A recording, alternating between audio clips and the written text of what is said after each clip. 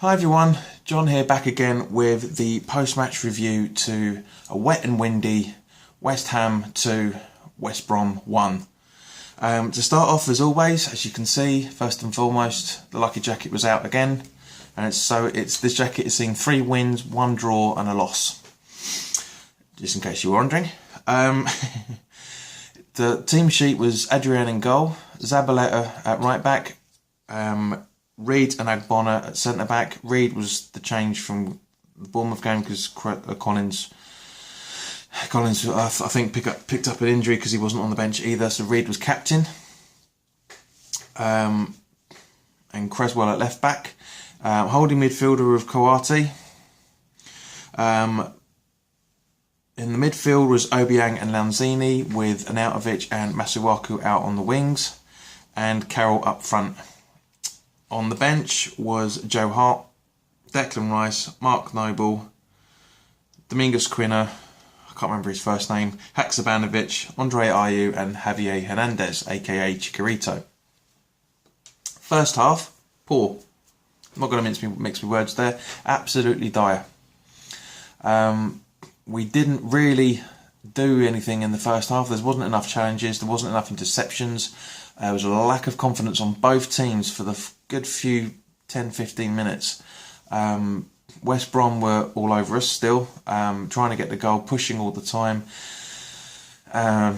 When we did concede the goal at half time, I could see it coming. I shouted as the little IRA pillock was making his run up. Don't you dare! I was shouting, "Don't you dare! Don't you dare!"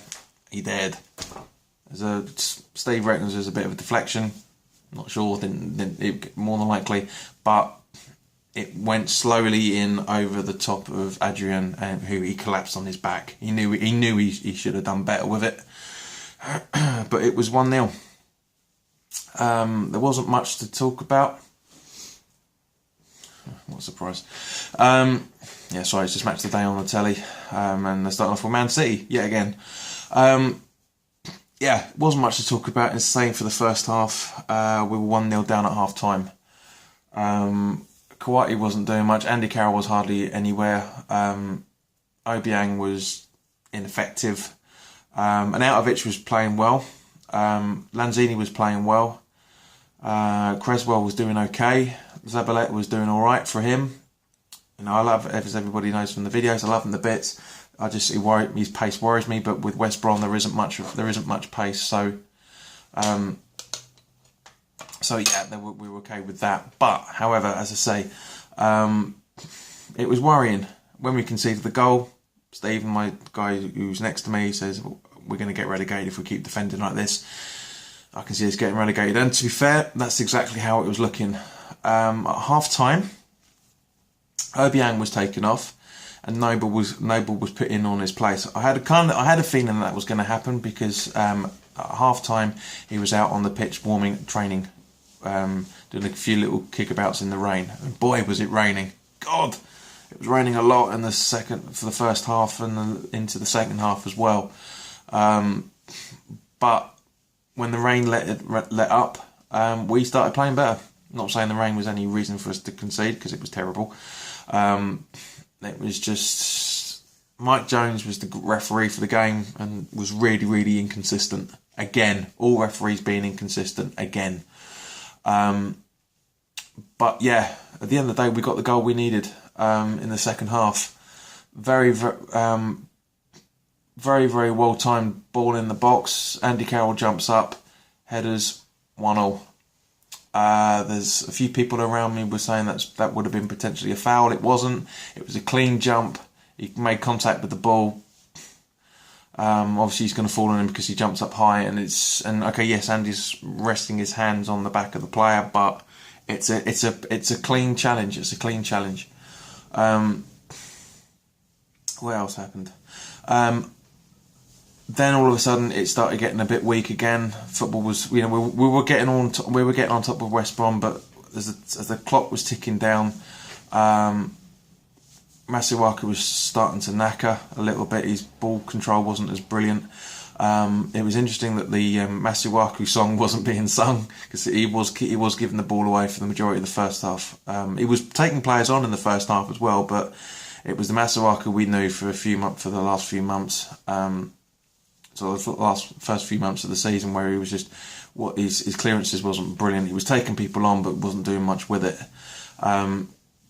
So, you know, we're looking at the coming up to the 65th, 66th minute, and Masuaku's starting to look knackered. West Brom were on the ascendancy a little bit again, but as I say, just tracking back to the beginning of the second half, we had 2 attempts down in their box in the first 3.5 minutes. Now, there's a very interesting stat that Steve came up with, and he's absolutely right. It's been on Match of the Day quite a few times already this season. That when we have no ball on the pitch, we don't lose. At least, and that's true. You know, when he had his injury, after the Stoke game, that's when we started to buckle a little bit. Noble comes on. Second half, football's much better. He really took the game by the scruff of the neck. A lot of people will still criticise him because of the few things that he was doing. He did a little Scott Parker pirouette towards the end of the second half, but it really changed. It absolutely changed. There was quite a few records of West Ham being broken tonight. As everybody knows, West Brom haven't won for, I don't know, it's like 9 games, 10 games, whatever it was. And we were rocking up. Everybody thought, here we go, West Brom were going to win, and 1-0 down at half time. That's what everybody was thinking. That's it. We're going to give them the game. Blah blah blah. I was worried. I was shit scared at the start of the game. Absolutely terrified. That it was just all the omens were there that we were going to lose the game. But fortunately, we didn't. As I said. And I'll come on to why in a minute. West Brom played well. I thought they did well. It was two teams trying not to lose. It's 50-50s on a few places. It's more to do with the fact that it was the wet pitch didn't help a lot. But yeah, I thought they played well. I thought second half it was a game it should have been in the first half. Both teams really trying to go for it. There was a few sloppy mistakes. Winston Reid again is worrying me. It could have been easily 2-1 to West Brom. Reid was up for a corner a couple of minutes, and then it broke. And then it literally it was Ogbonna one-on-one with whatever player it was from West Brom. And Adrian made a fantastic save, made himself look big to try and control them, and he absolutely made a brilliant save. Really kept us in it. That was Reid's error for leaving the space that he should have been occupying. He didn't get back quick enough. There was a lot of walking. There's a lot of tourists in the game. I'll admit there was a lot of tourists in the game from my boys. There was a lot of walking about rather than running, a lot of jogging rather than running. But when Carroll got the equaliser, the tempo started moving.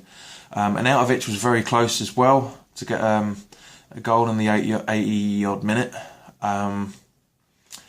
But as I say, because Masuaku was tiring and around at the 70 odd minute, Masuaku came off and Hernandez came on in his place. So we went to 4-4-2 with Arnautovic swapping from the right to the left. Wasn't exactly clear who was out on the right, but it doesn't. I think Lanzini was out on the right. I'm not 100% sure, but it worked. It really worked. We were, let's say, Arnautovic was very, very close. After Creswell had a bit of a knock, he was taken off, and Declan Rice came in his stead. Rice made a brilliant run down the left, absolutely superb. Little one-to-ones even with Arnautovic, superb. And if Arnautovic had put a little bit more of a lift on it, it could have been 2-1. But a good save by Foster.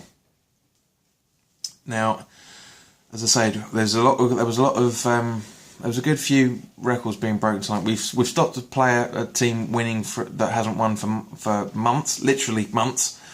Andy Carroll got a brace. The second goal was superb.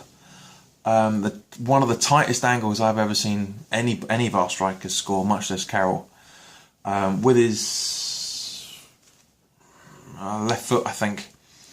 Tight angle, ball rolls, and I think an out of its tries. We're into 4 minutes of stoppage time. Great counter. About the 92, 92nd, 93rd minute. We counter attack.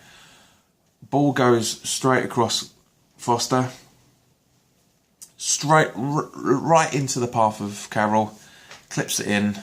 You know, it's a very, very tight angle. Not as tight as we see from Man City and all those guys, but a very, very tight angle.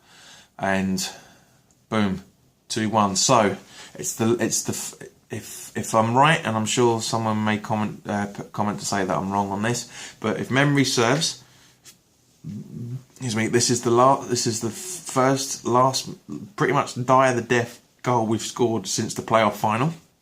I'm sure we've done it before as well, but I can't remember who it was. I don't think it was under Allardyce, and I don't remember it being under Bilic. So if I'm wrong, guys, please comment and let me know which game it was that we did a last minute goal before tonight. Andy Carroll got a brace. He hasn't scored all season, and he gets 2 tonight. Yeah, and as I say, so that's 3 records broken tonight. I mean, to be fair, Carroll's hasn't had a lot of game time, but when he came back as fit, he lasted the entire 94, so 96 minutes in total, because there was a couple of minutes added time in the first half. So he lasted the entire match. So fair play to the boy. I mean, you know, when he scored, he didn't really celebrate the first one. He just went around blowing kisses to everybody in the Bobby Moore lower and the West Stand. And in the second half, I'm not sure if he celebrated because I was too busy celebrating with the guys around me. Or I just remember an outreach going, "Come on!" You know, really just. So yeah, it's 2-1. We got the points, the very, very heavily needed points. And as a result, while I'm doing that, I'm gonna take a goosey at the table to see where we are. But in general, yeah, as I say, I was nervous as hell going into the game, and now I'm absolutely elated. It's a real policemen and pirates type night. Really was. If you don't know what I'm talking about, have a listen to Ocean Colour Scene's Policemen and Pirates. Great tune. Great tune. So let's have a look. Bum bum bum bum. So, yeah, it was McLean. Right, so where are we? It's the table. West Ham are currently sitting 16th. Not bad. Not bad with a game, and we've got a game in hand as well, because obviously we play Thursday against Spurs. So that'd be an interesting match review for that one. But if, and I do mean if, we get a point against Spurs, then we'll go 15th.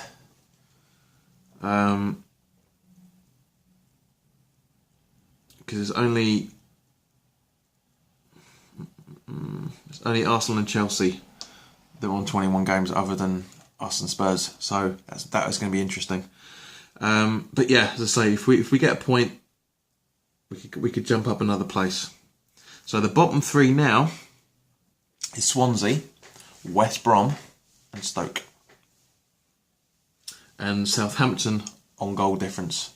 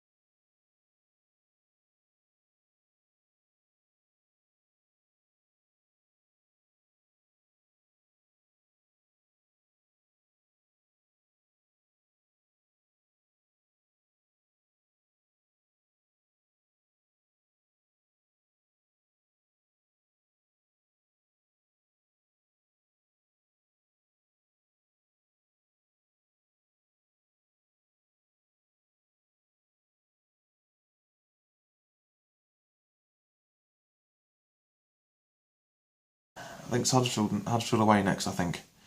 But anyway, thanks very much for watching. Have a good night, take care, and I'll see you in a couple of days. Ta-da.